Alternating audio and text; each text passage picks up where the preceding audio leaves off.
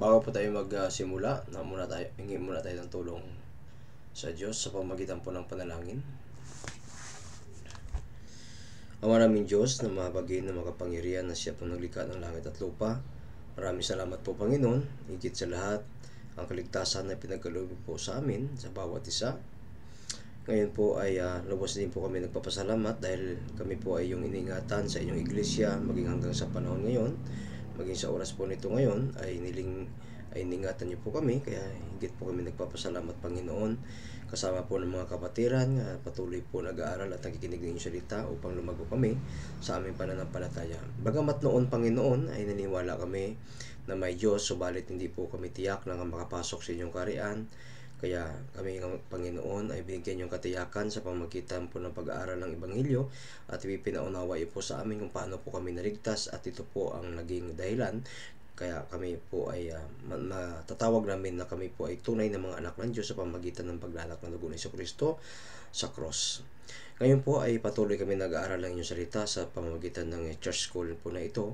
Ay hiniling po namin Panginoon na samahan po ninyo kami sa pamamagitan ng banal na Espiritu upang maunawaan po namin ng lubos ang inyong salita.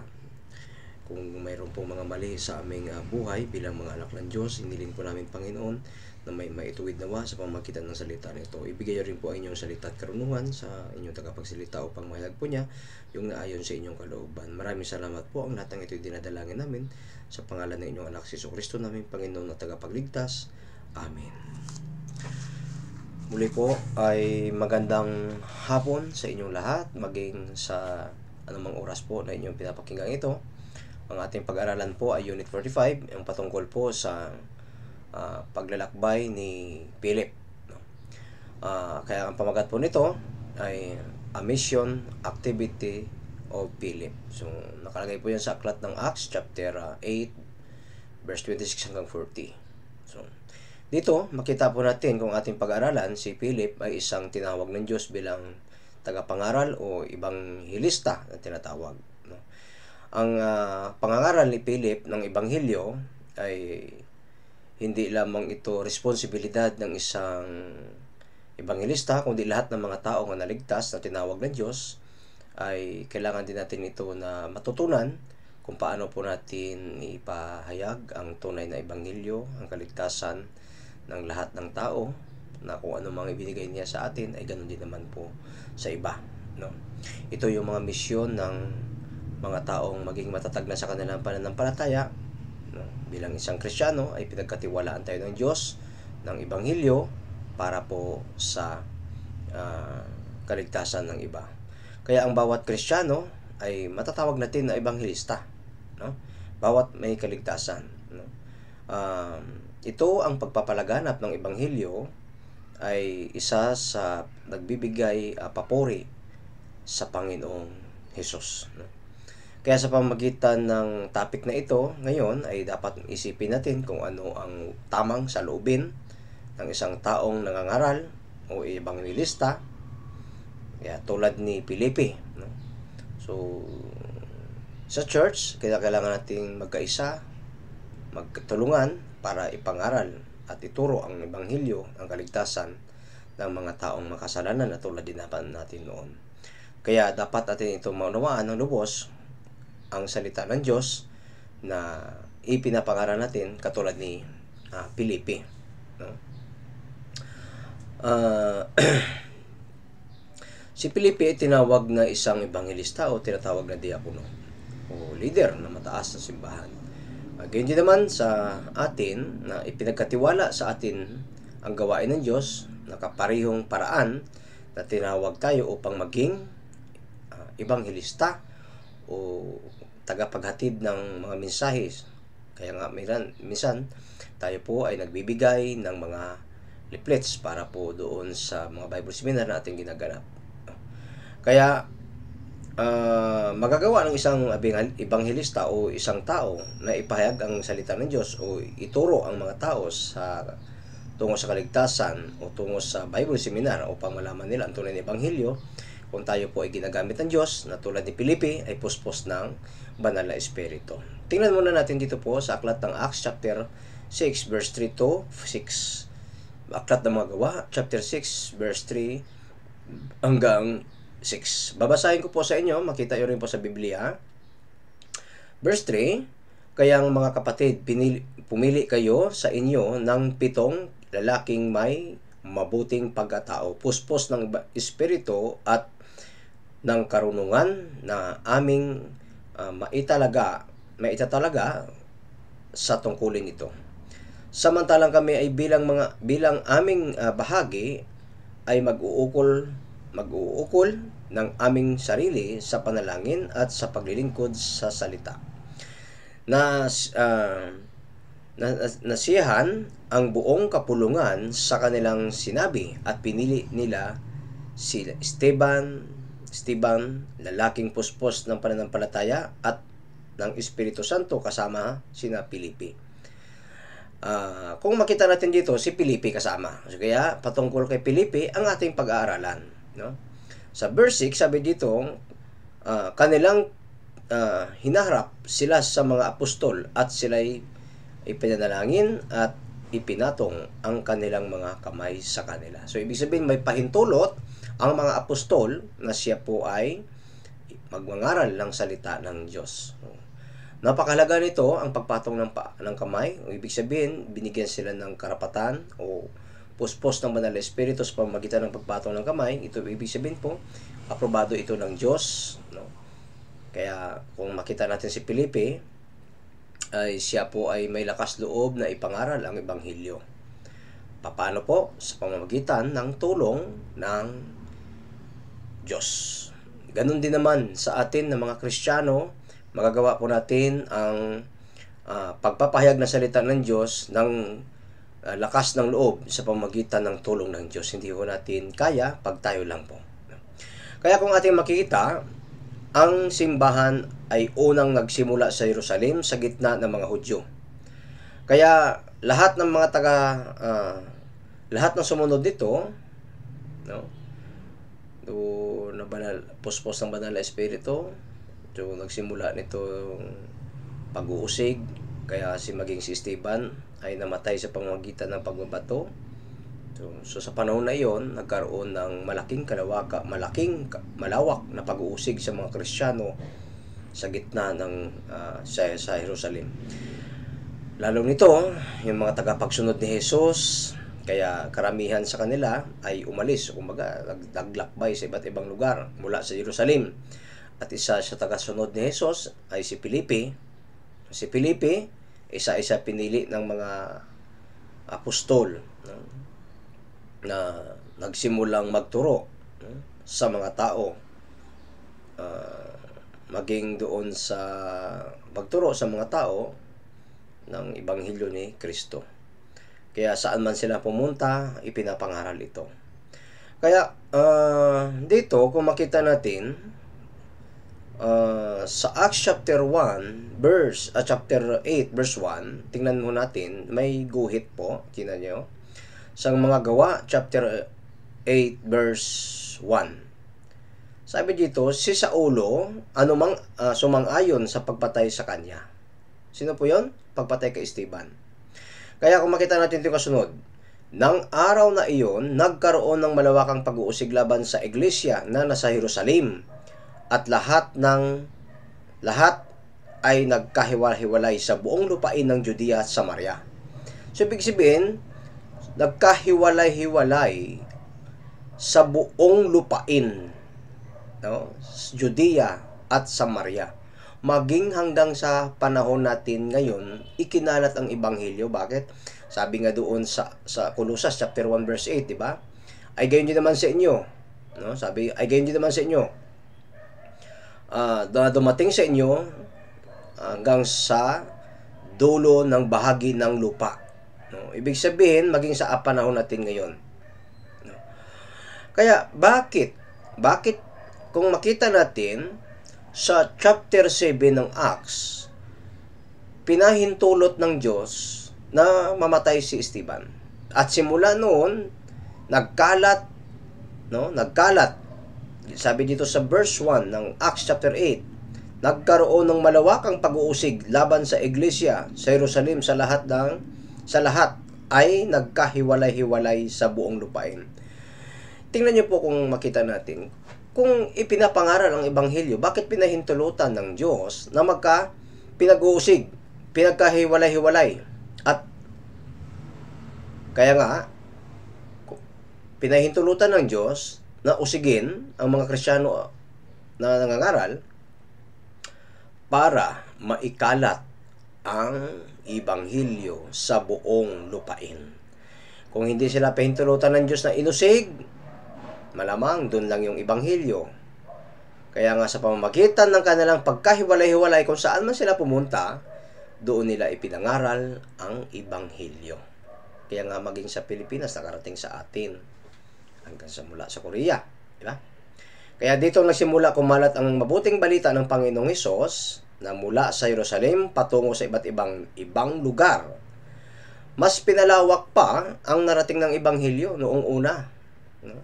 So, pinuntahan ni Felipe ang Samaria, kung saan siya ay nagturo sa maraming mga tao, at maging si Simon, na isang salamangkero, ay nakaunawa ng ipinangaral ni Felipe ang tunay na Ebanghelyo. Tingnan natin sa Acts chapter 8, verse 13.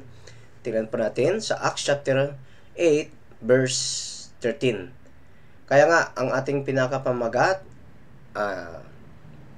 missionary si Felipe. Lahat ng mga activity, no? Si Philip. Kaya kumbaga, mission, kumakalat. No?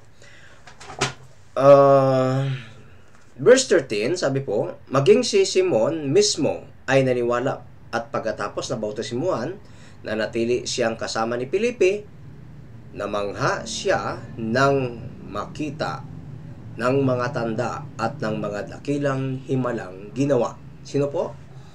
Himalang ginawa ni Felipe. Sino po ba naggawa ng himala? Si Felipe nga ba?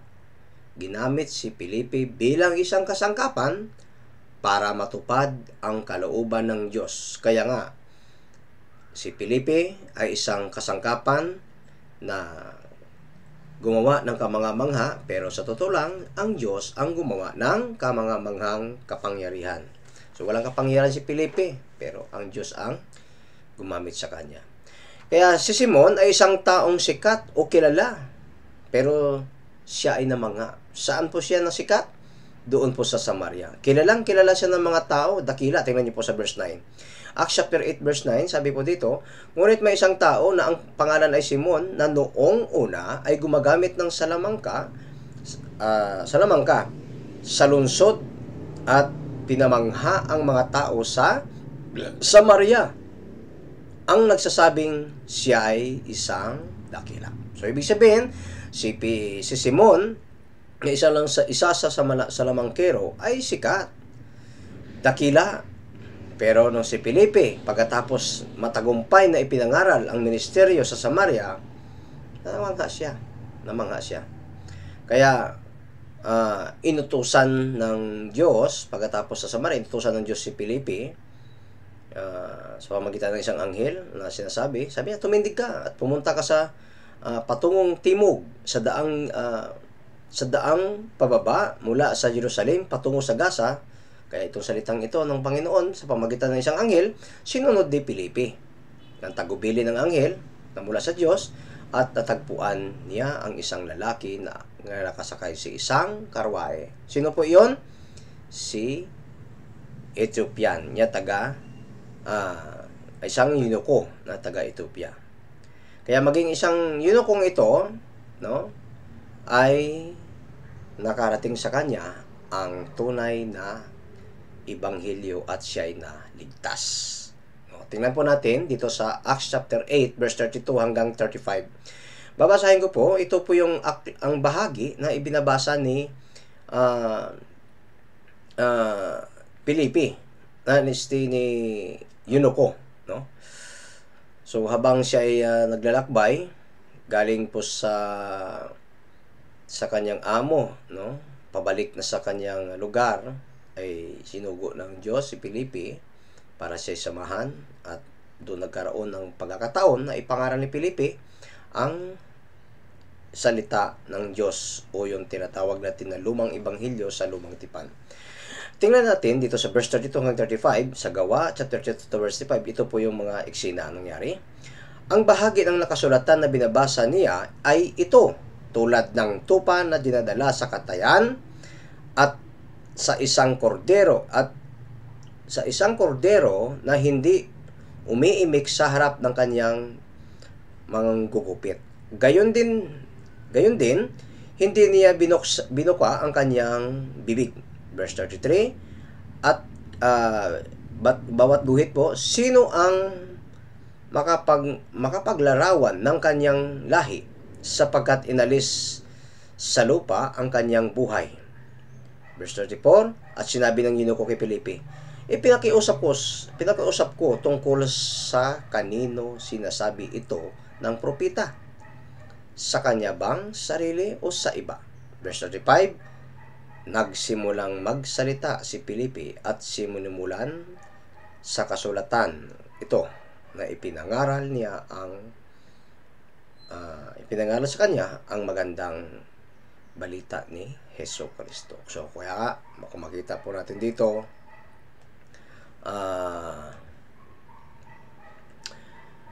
ang taong ito ay mula sa Ethiopian ay isang eunuko, isang punong katiwala ng reyna, at nang siya'y pabalik na at nakaupo sa kanyang karwahe, binabasa niya ang aklat ni Propeta Isaias, ngunit hindi niya ito naunawaan. Kaya sumakay si Felipe sa karwahe kasama ang eunuko na iyon, at nagsimulang ipinaliwanag ni Felipe kung ano ang ibig sabihin nito na ipinangaral ang salita ng Panginoon. Kaya kung makita natin, ang misyon ni Felipe ay ipangaral ang salita ng Panginoon. So wala dito ito pinagkaiba sa ating na mga Kristiyano na naligtas, kung paano tayo nakarating ang kaligtasan sa atin. So ganoon din ang ginagawa natin, no? Kaya kung ating babalikan si Philip, no, at ang eunuko, tingnan natin dito sa verse 26 muna. Aklat ng mga Gawa chapter 8 verse 26 hanggang 27. So sa basahin ko po, pagkatapos ay sinabi ng isang anghel ng Panginoon kay Felipe, tumindig ka at pumunta ka sa patungong timog sa daang pababa mula sa Jerusalem patungo sa Gaza. Ito ay isang ilang sa daan.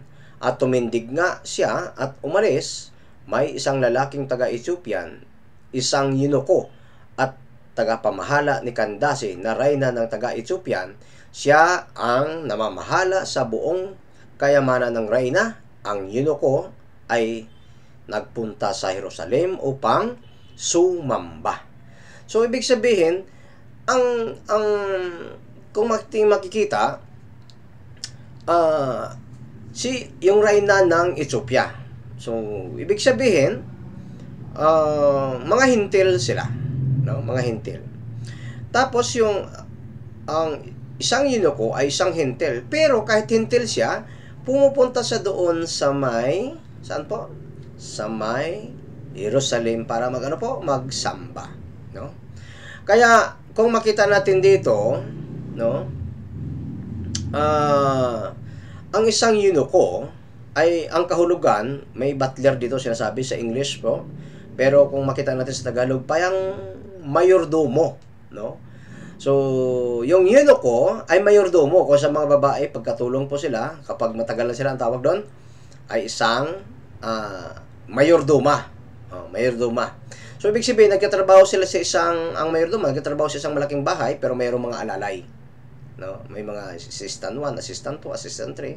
So, ganoon ang mga trabaho nila. Pero itong eunuko, yung isang mayordomo, ay hinirang ng isang reyna, no? Isang reyna, no? Si Felipe ay nagtatrabaho din sa Diyos, no? Sa simbahan, no? Hinirang upang gawin ang gawain ng Diyos sa simbahan. Pero isa ito sa yung eunuko ay isang mananampalataya, no? Isang mananampalataya kasi pumupunta lagi sa Jerusalem. Napakalayo po niyan, no? So hindi ko matansya kung gaano po kalayo. So may narinig tayo minsan na sermon, ang layo po nito Parang ikinukumpara ko siya doon sa 3 ulit na pagpunta sa Limery, Batangas. 3 ulit ang layo po noon ang kanyang paglalakbay. So ang Limery, Batangas, estimated ko parang 90 kilometer, pero 3 ganon. So hindi naman malaga siya, pero kung isipin natin, sige, kalkyuhin nyo. Okay? Si Felipe ay isang taong pinagkatiwalaan ng Diyos, no? Isang pinagkatiwalaan ng Diyos sa gawain ng Diyos. Bilang isang ebanghelista, siya ay nagpakita ng halimbawa para sa atin sa pamamagitan ng matapat na paglalakad, no? Hanggang sa wakas. So, kaya kung baka makita natin ito, pag-aralan natin ito, ay na tagumpayan ni Felipe ang pangangaral ng ebanghelyo doon sa isang eunuko. Yeah. Kaya sinunod ni Felipe ang utos ng anghel ng Panginoon na kahit wala siyang idea kung saan ito matagpuan, kung kanino siya ipapadala. Kaya si Felipe ay isang taong masunurin kung makita po natin dito. Sa verse 28 sabi dito, siya ay pabalik na nakaupo sa kanyang karwahe, binabasa niya ang propeta Isaias. Ito yung tinutukoy dito, yung eunuko. Yeah. Ang Ethiopiang ninukong ito ay isang isang hamak sa salita ng Diyos, no? Kaya naghahanap ng salita ng Diyos. Naghahanap siya ng katotohanan. Kaya kung bakit niya binabasa ang propeta Isaias na aklat. Kaya alam ng Diyos kung sino ang naghahanap ng katotohanan, kung nasaan sila, at nais ng Diyos na magpadala ng isang taong handang sumunod. Walang iba kundi si Felipe. Sumunod upang ipangaral ang salita ng Diyos na sa ikakaligtas ng mga naghahanap ng katotohanan. Kahit kailan, kahit saan. So, alam ng Diyos. Kaya, ang isang eunuko, no, sumasamba sa Jerusalem, lagi, naghahandog. Kaso ang problema, kahit binabasa niya yung aklat ni Propeta Isaias, hindi niya ito maunawaan at maintindihan. Kaya alam ng Diyos kung saan siya hanapin. Kaya si Philip ay pinadala. Pero kahit wala siyang idea. Maging sa ating mga missionary, sa ating mga ebanghelista, hindi rin natin alam kung sinong ililigtas ng Diyos. Pero bawat utos ng Diyos, dapat natin sundin, na kahit hindi natin alam kung sinong maliligtas. Pero anong ginagawa natin? Sige lang. Bible seminar lang, pangaral lang. So, yun ang po ang utunay ng utos ng Diyos. Kaya ang utos ng Espiritu Santo kay Felipe ay sinunod ito, no? Sa verse 29, sabi dito, sinabi ng Espiritu kay Felipe, lumapit ka at sumakay sa kanya'y karwaheng ito. Nang sabihin ng Espiritu Santo kay Felipe, lumapit ka at sumakay ka sa karwaheng ito, kaya ang Ethiopian ito ay umuwi na mula sa Jerusalem ay habang siya ay pabalik na sa kanyang pinanggalingan, binabasa niya ang aklat ni Propeta Isaias at hindi niya ito naunawaan. Kung maintindihan man, kaya siya ay nagtaka tungkol sa aliping na binabasa niya sa aklat ni Propeta Isaias na kanyang binabasa na tinutukoy ni Propeta Isaias. Kaya't nang tumakbo si Felipe, nung pumunta si Felipe at nakisakay sa kanyang karwahe sa katabi niya, at habang binabasa ng eunuko ang siyang propeta Isaias, kung makita natin dito sa Biblia, chapter 53 yan. At siya ay nalito. Siya ay nalito sa kanyang binabasa sapagkat hindi niya ito naunawaan. Ang isang katangian ni Jesucristo, nakapropesiya na sa Isaias kung paano si Jesus ay nagpakumbaba sa sanlibutan ito maging maamo tulad ng tupang dinadala sa katayan. Ito yung isang mga bahagi na binabasa ng eunuko. Tingnan natin ang kanyang binabasa sa Isaias chapter 53 verse 7 to 8. Babasahin ko po. Isaias 53 verse 7 to 8. Siya ay inaapi at siya ay sinaktan. Gayunmay hindi niya ibinuka ang kanyang bibig, gaya ng kordero na dinadala sa katayan at gaya ng tupa na sa harapan ng mga manggugupit. Kaya sa kanya ay pipi. Kaya hindi niya ibinuka ang kanyang bibig. Verse 8, sa pamamagitan ng pag-aapi ng paghatol ay inilayo siya. At tungkol sa kanyang salinlahi na itinuring na siya'y itiniwalag sa lupain ng mga buhay, sa mga lupain ng mga buhay, at sinaktan dahil sa pagsalangsang ng aking bayan. So kung makita natin dito, ang katangian ni Jesucristo na kahit hindi pa siya naipanganak, nakapropesya na siya. 700 years ago, si Propeta Isaias nagsalita ng propesya patungkol kay Jesus Christ. Kung paano si Jesus ang pinakadakilang halimbawa sa lahat ng mga mananampalataya, ay inalis niya ang kanyang sariling pagiging Diyos. Siya ay nagpakababa tulad ng sa anyo ng tao. So, tinutukoy dito, ang Panginoong Hesus ay magpakababa. No? So, siya ay kumakatawan sa mga taong Kristiyano na kahit ano man mangyari, dapat magpakababa pagkatapos na maunawaan ang tunay na ebanghelyo at kaligtasan. Sa Pilipos chapter 2 verse 6 to 7, makita natin dito bilang mga halimbawa pinakita din dito na ang katangian ni Jesucristo na isinulat ni Apostol Pablo sa Pilipos. Tingnan po natin Pilipos chapter 2 verse 6 to 8. Sabi po dito, siya ay nagpakababa at siya ay bagamat nasa anyo ng Diyos, tingnan po, nasa anyo ng Diyos, ay hindi niya itinuring ang na isang bagay, no? Na bagamat dapat panghawakan ang pagiging kapantay ng Diyos. Ano po? Kapantay siya ng Diyos pero hindi niya pinanghawakan. Kundi binubaran niya ang kanyang sarili at kinuha ang anyo ng alipin. Alipin na naging tulad ng isang tao. At palibhas ay natagpuan sa anyo ng tao, siya ay nagpakababa sa kanyang sarili at maging masunurin hanggang sa kamatayan, maging sa kamatayan man sa cross. So, ano po? Maging hanggang sa kamatayan sa cross. Sa ating mga naligtas, so napakahirap po gawin, pero kapag sinimulan ito na magpakumbaba, walang imposible sa Diyos. Ikaw ay kayang kontrolin ng Diyos kung maging masunurin. Kaya lang, minsan, tayo po ay hindi natin kaya kontrolin dahil nagtitiwala po sa ating sarili. Dapat sa Diyos. Sa pagkakataong ito, binabasa ng isang eunuko ang aklat ni Propeta Isaias, subalit hindi niya ito maunawaan ang lahat ng kanyang binabasa.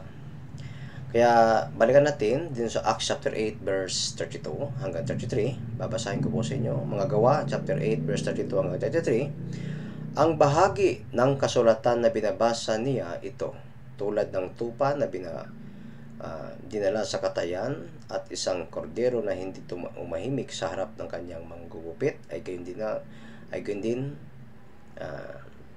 hindi niya ibinuka ang kanyang bibig. Verse 33.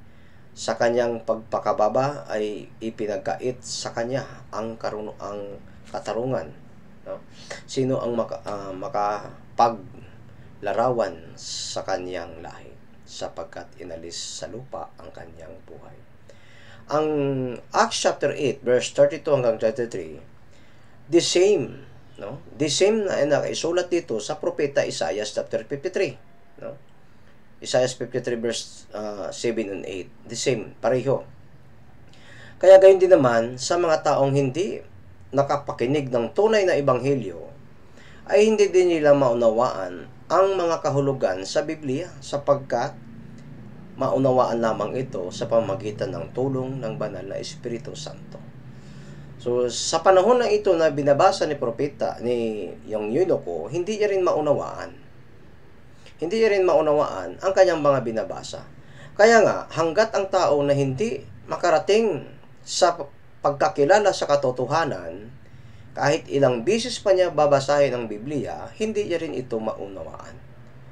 Gaano kadakila ang ginawa ng Diyos sa atin na binigyan tayo ng chance na maligtas. Binigyan tayo ng pagkataon na maunawaan ang kaligtasan at tayo po ay naligtas. At lahat ng kanyang mensahe, naunawaan natin ito sa pamamagitan ng banal na Espiritu nga nasa atin naninirahan.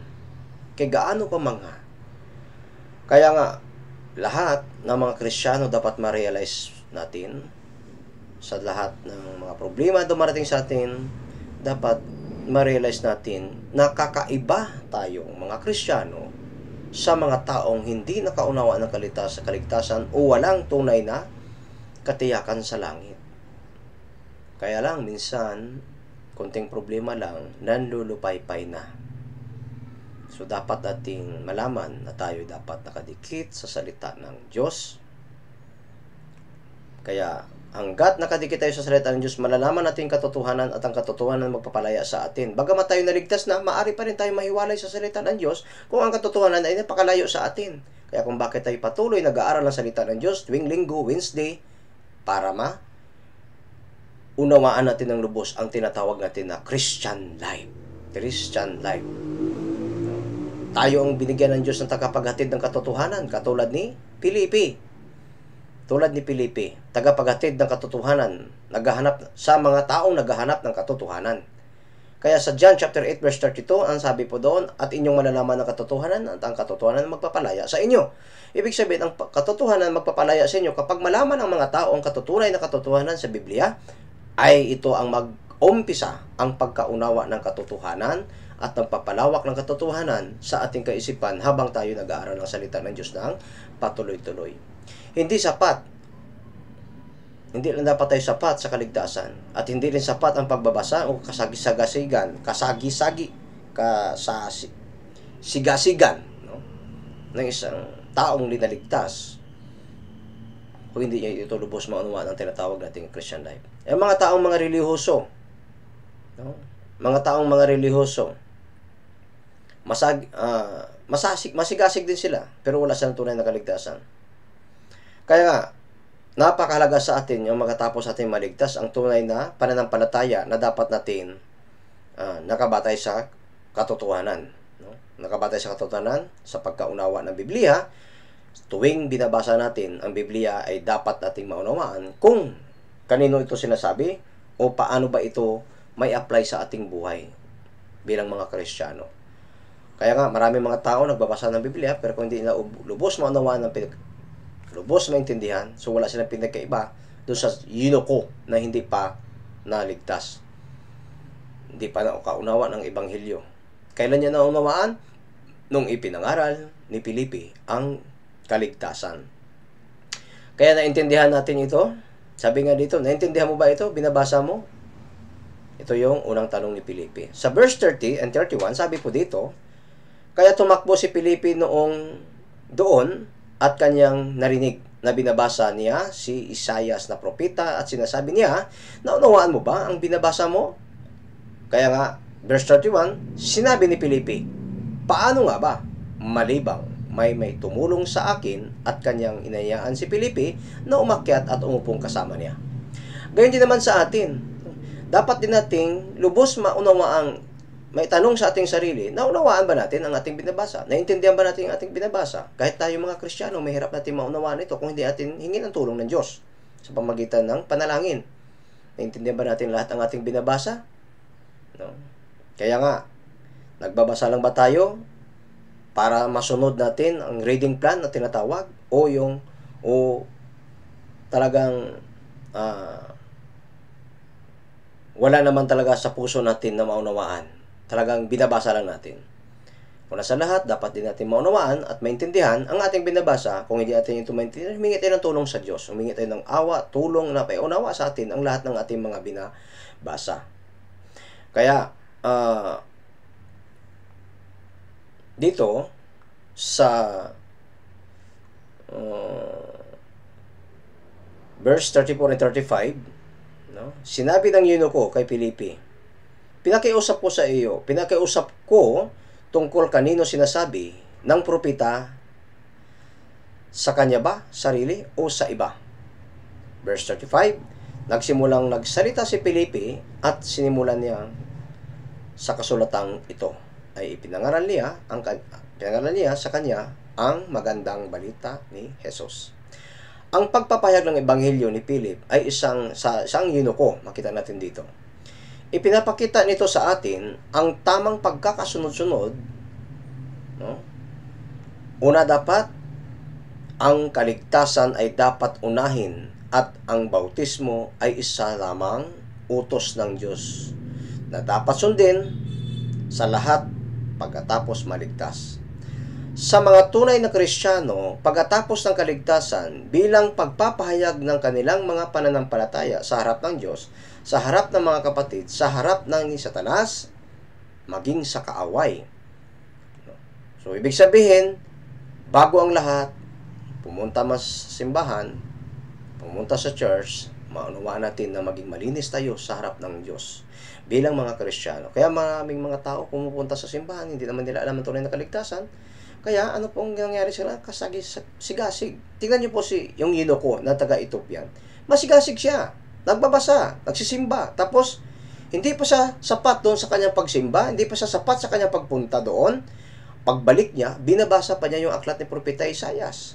Anong ibig sabihin? Masigasig. Kaso ang problema, hindi niya alam, maunawaan. Kaya ang Diyos naawa sa kanya. Tumulong ang Diyos sa kanya. No?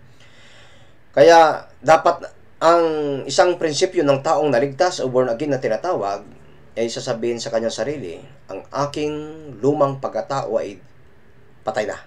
At ang ngayon, ang aking bagong buhay ay nagsimula kay Kristo. Pagkatapos maunawaan ng kaligtasan.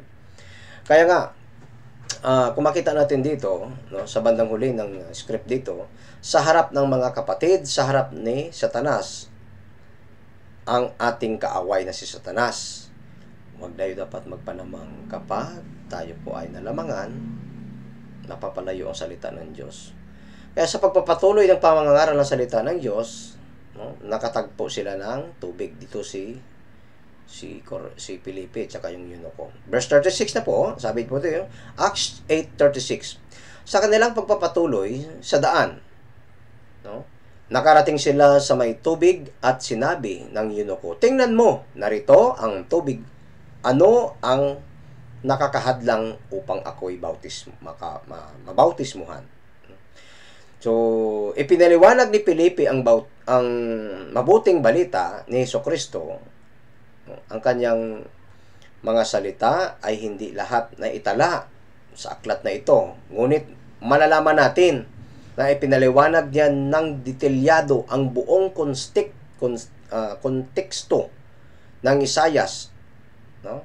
At ikinunikta ang pagdurusa at pagsakripisyo ni Jesus tulad ng isang tupang na nakasulat sa Isaias at namatay upang maligtas ang lahat ng maligtas ang lahat ng kasalanan, lahat ng kanilang mga kasalanan.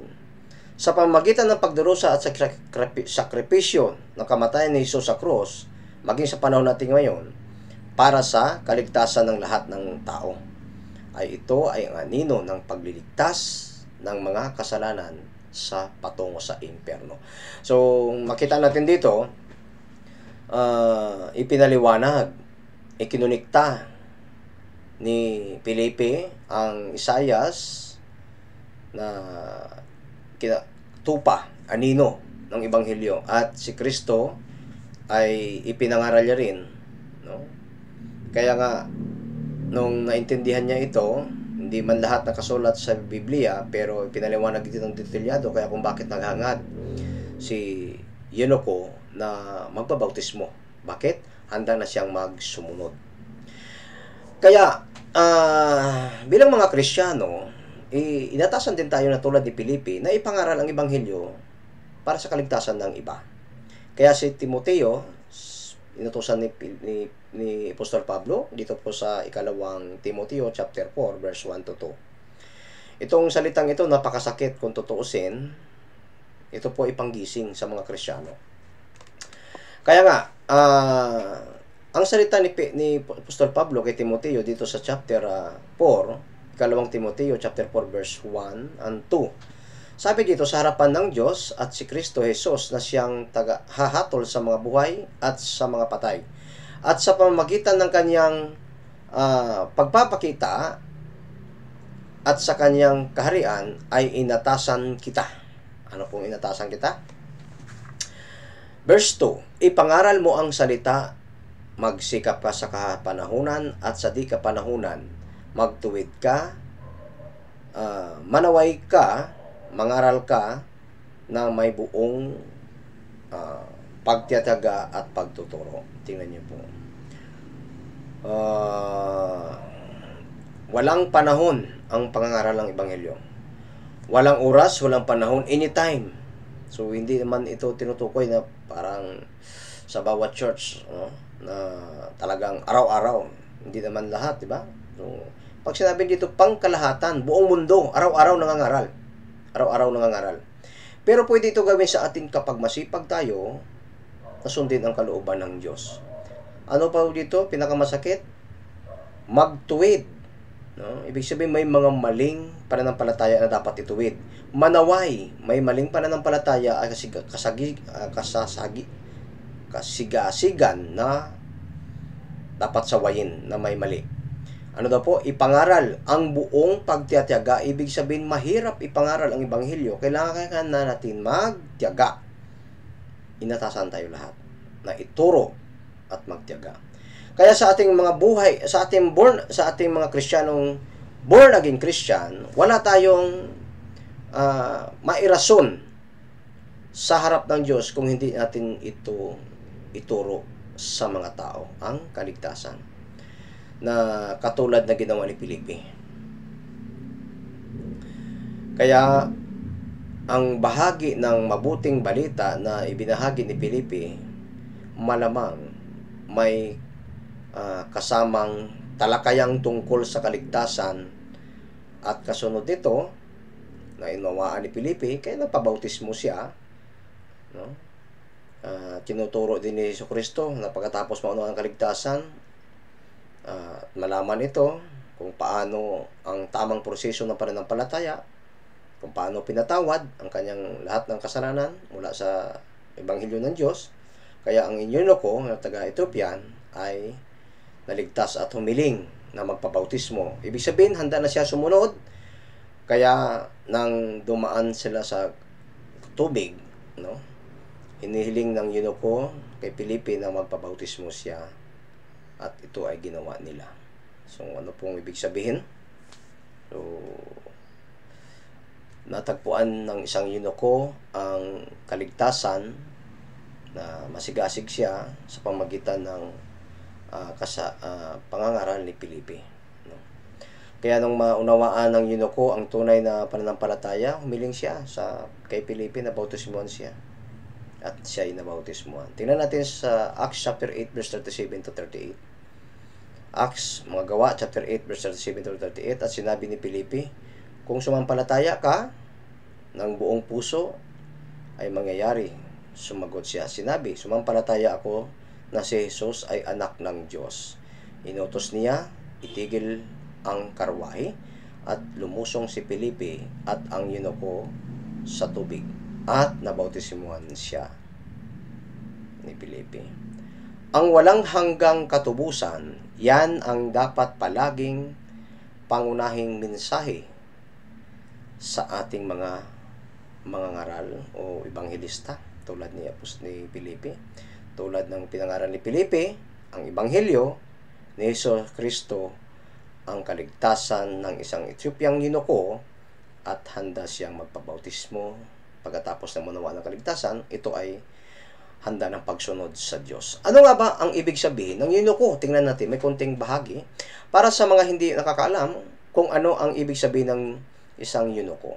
Siya ay isang opisyal na lingkod ng reyna ay hindi pinapayagan magkaroon ng kasintahan o asawa dahil hindi nito magkaanak sapagkat siya ay kinapon.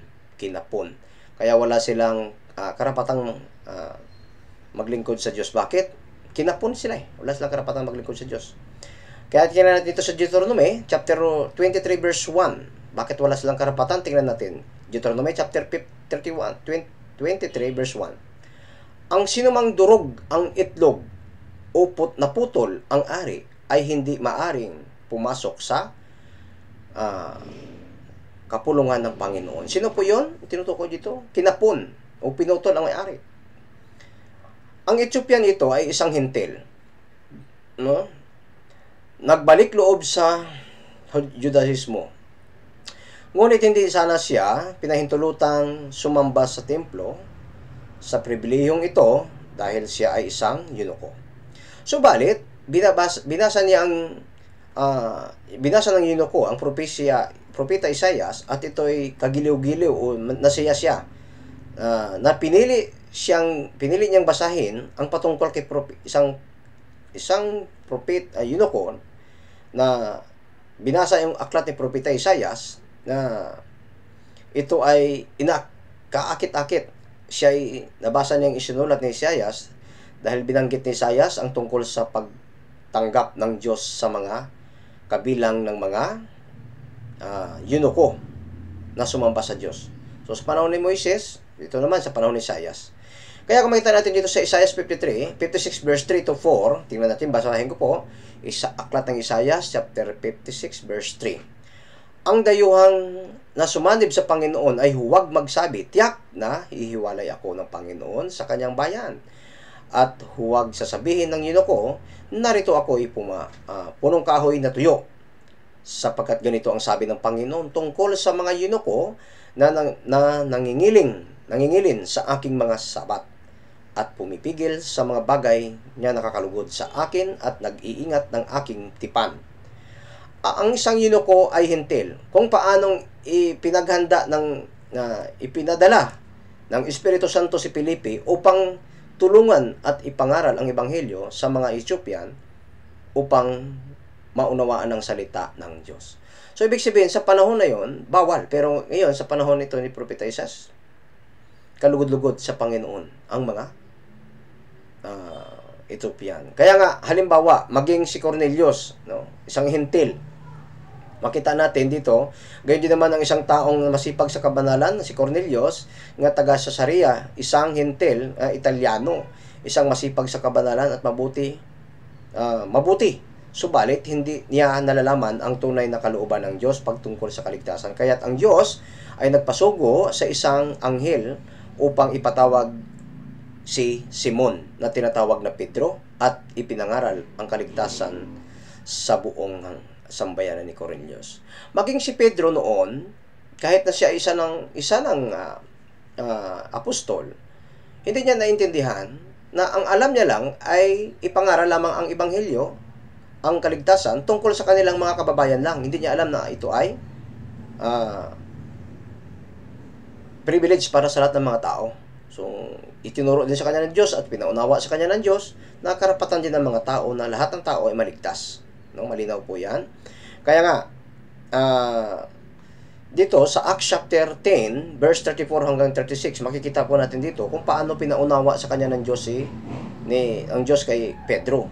Na sabi dito, nagsimulang magsalita si Pedro sa kanya, sinabi, tunay ngang naunawaan ko na walang kinikilingan ng Diyos, kundi ang bawat bansa ang anumang may takot sa kanya at gumawa ng matuwid ay kalugulugod sa kanya. Nalalaman ninyo ang salita ng kanyang ipinadala sa mga anak ni Israel na ipinangaral ang magandang balita ng kapayapaan sa pamagitan ni Jesucristo. Siya ay Panginoon ng lahat. Ibig sabihin, Panginoon ng lahat. Ibig sabihin, lahat ng tao ay gusto ng Diyos na mailigtas. No? Noong pagkatapos ng kamatayan ni Jesucristo, ang Ebanghelyo mula sa Jerusalem ibinaling sa mga hintil at nakarating maging sa panahon natin ngayon. So, ibig pong sabihin, kaya nga tayo ay walang pinipili pagdating sa evangelism.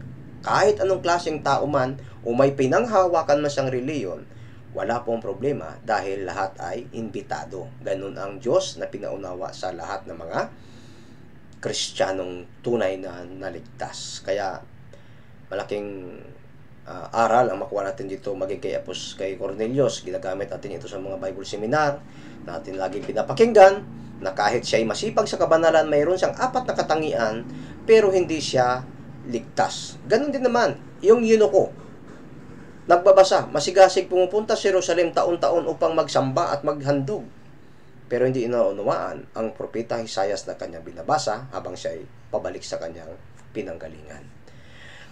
Kaya sa atin bilang mga Kristiyano, no, ang Diyos ay kaaway natin na mga hintil o kaaway nating mga hindi mananampalataya. Pero sa pamamagitan ng pagpapahayag ng Ebanghelyo at kamatayan ni Jesucristo, tayo ay pinag-isa, pinagsama.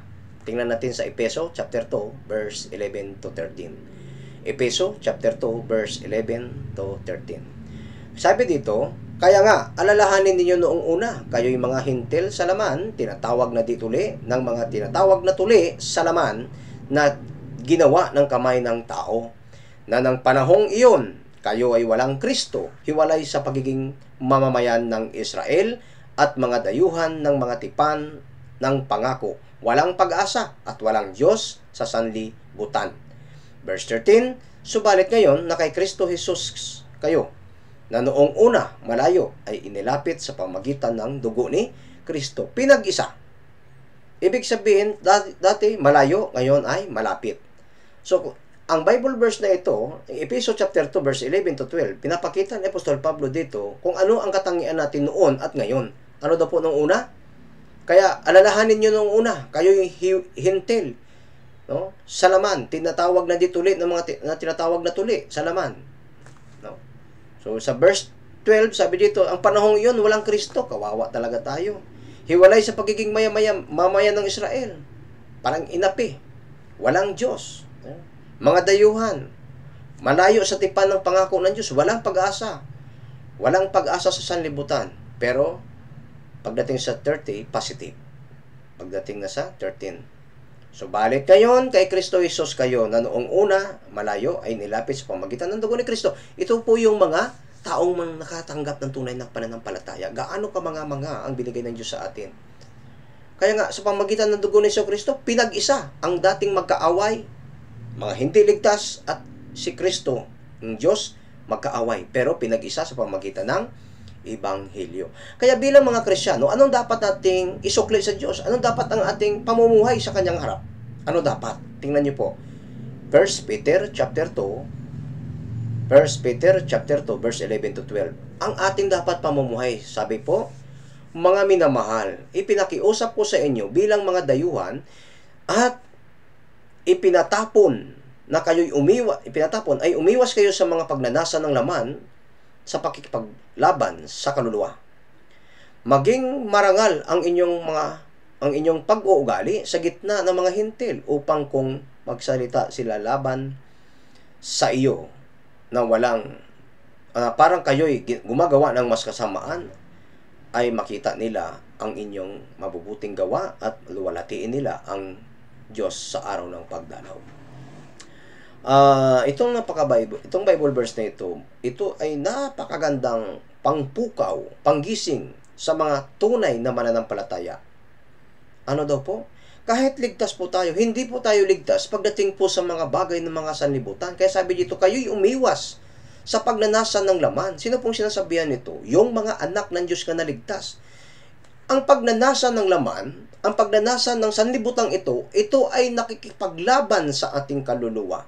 Nakikipaglaban sa ating buhay Kristiyano, humahadlang sa buhay nating bilang mga Kristiyano para makasunod sa Diyos. Ito yung mga hadlang. Kaya maging marangal, sabi nga dito, ang inyong pag-uugali sa gitna ng mga hintil. Ibig sabihin, maging marangal ang pamumuhay ng isang Kristiyano sa gitna ng mga taong hindi naligtas. Kasi, ang mga taong hindi naligtas, kapag nakita nila ang pamumuhay natin na makamundo, hindi tayo umiiwas sa mga mundong bagay, ang sabihin nila ay kapareho din pala natin sila. Hindi sila magkaroon ng paghahanap ng kaligtasan. Hindi sila naghahangad na sundin ang ating pananampalataya. Hindi sila naghahangad ng tulad ng kaligtasan na mayroon tayo. Bakit? Nakikita nila kung ano yung ating buhay.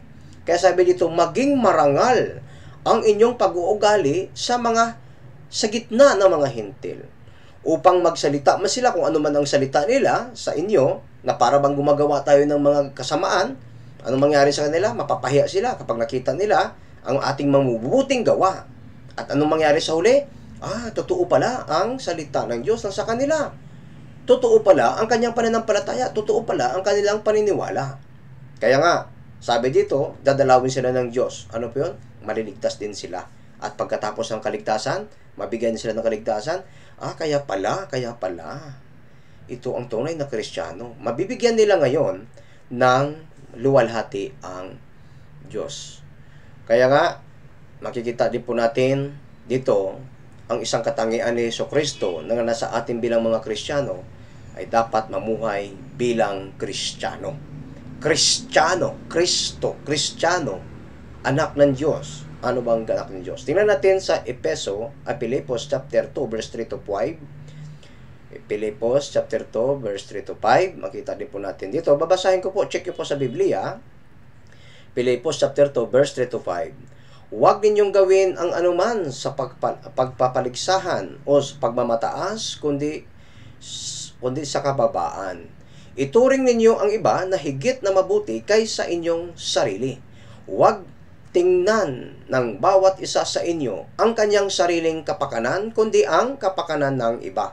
Magkaroon kayo sa inyong ng ganito ng pag-iisip kay Kristo Jesus din naman.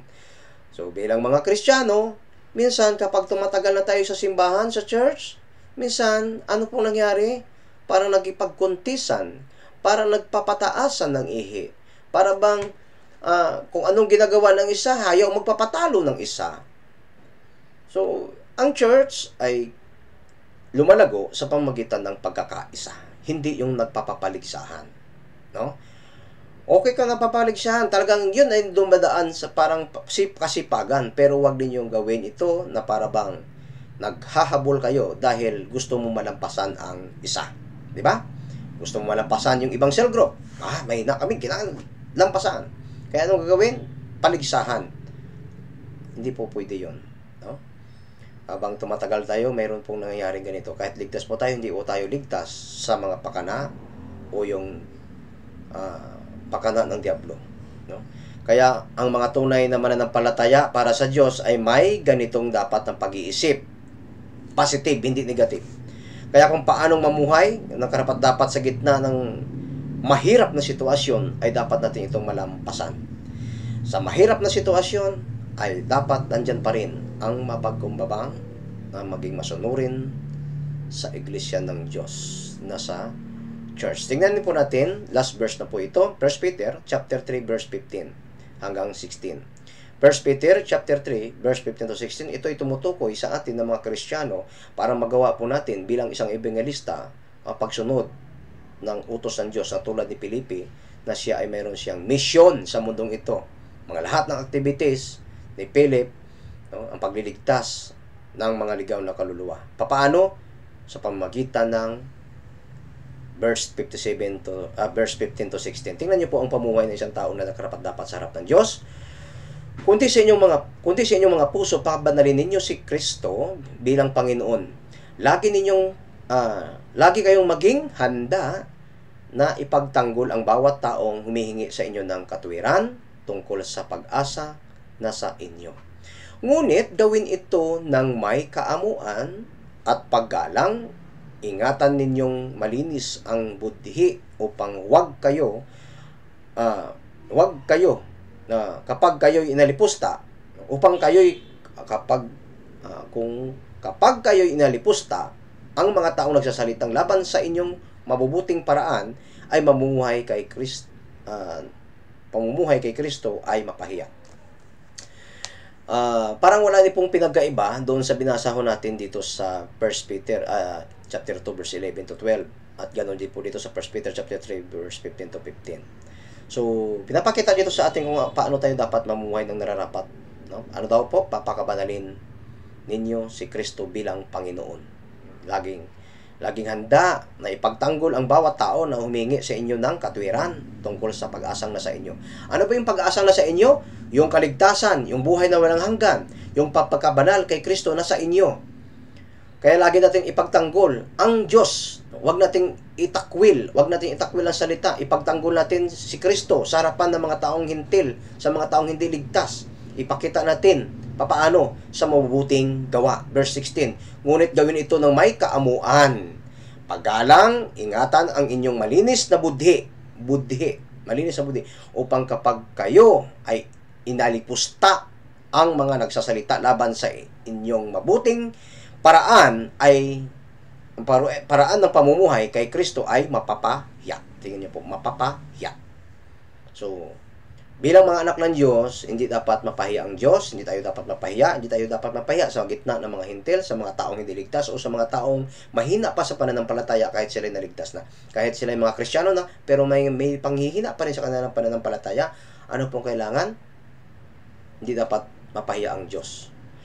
Upang maipakita ang bunga ng isang Kristiyanong may pananampalataya, ay dapat gawin ang sinasabi sa aklat ng Pedro, ang bunga ng Espiritu Santo. Malinaw po yan, nakalagay sa aklat ng Galatians chapter 5, verse 22 hanggang 23, na ang bunga ng Espiritu, hindi lamang yung ang bunga na yun, hindi lamang ang tinutukoy doon yung marami kang naakay, maraming naligtas at naakay mo, marami kang naakay nga naligtas, hindi lang doon tinutukoy doon, kundi ang pag-uugali sa gitna ng mga hintil, ang pagkontrol sa sarili bilang mga Kristiyano, yung pagbabago ng dati mong pagkatao, isa yung pagbabago o bunga.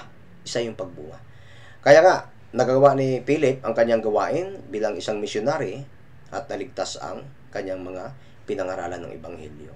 So, maging sa akin, patuloy po ito ang aking pinag-aralan upang matuto at may apply ko sa aking buhay Kristiyano hanggang sa magamit ako ng Diyos sa misyon na ito. So maraming salamat po sa Diyos higit sa lahat dahil sa pagkakataong ito ay patuloy niya akong iningatan at binibigyan ng pagkataon na makapag-aral ng kanyang salita at maunawaan ito upang una sa lahat may apply ko po ito sa sarili. So napakaganda po ng patuloy na pag-aaral ng salita kasama po mga brother and sister. So maraming salamat po sa inyong pakikinig. Tayo po yung manalangin. Ama naming Diyos, mahabagin ng makapangyarihan sa langit, muli po ako Panginoon nagpapasalamat sa oras na ito na inyong patuloy na pag-iingat sa amin maging hanggang sa panahon ngayon. At higit sa lahat Panginoon, ang kaligtasan na ibinagkaloob po sa amin ng bawat isa ay maraming tao po na hindi nakaunawa nito, pero isa po kami sa inyong kinahabagan at marami po kami natutunan sa aming pinag-aralan ngayon patungkol po sa mission ni Philip. Ay isa po itong pag-evangelize, isa po itong paghihikayat ng mga tao bilang mga Kristiyano sa patungo sa kaligtasan. So maraming salamat po Panginoon sa pagkataong ito. Ang lahat ng ito dinadalangin namin sa pangalan ng inyong anak si Jesucristo, naming Panginoon tagapagligtas. Amen. Maraming salamat po.